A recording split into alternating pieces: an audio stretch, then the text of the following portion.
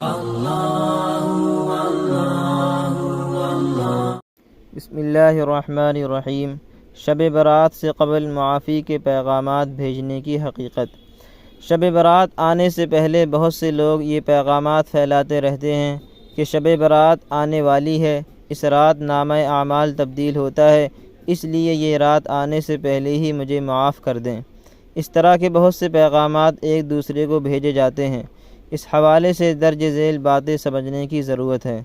Number 1، Shab Barat میں نامہ اعمال کی تبدیلی والی بات قرآن و سنت سے ثابت نہیں، اس لیے یہ کہنا درست نہیں کہ اس رات نامہ اعمال تبدیل ہوتا ہے۔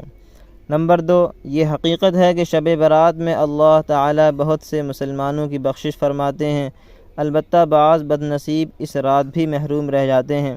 ان میں سے وہ لوگ بھی ہیں جو رشتے توڑنے والے ہیں یا والدین کے نافرمان ہیں۔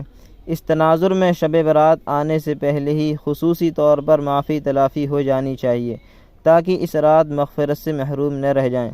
البتہ یہ معافی تلافی کا سلسلہ محض رسمی نہیں ہونا چاہیے، بلکہ اسے حقیقت کا روپ دینا چاہیے، یعنی واقعتاً باہمی معافی تلافی کر لینی چاہیے۔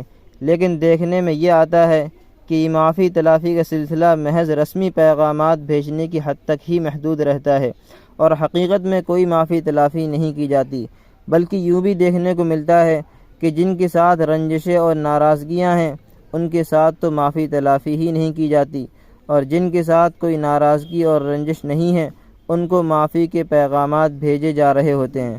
ظاہر ہے کہ یہ بات اصلاح کے قابل ہے۔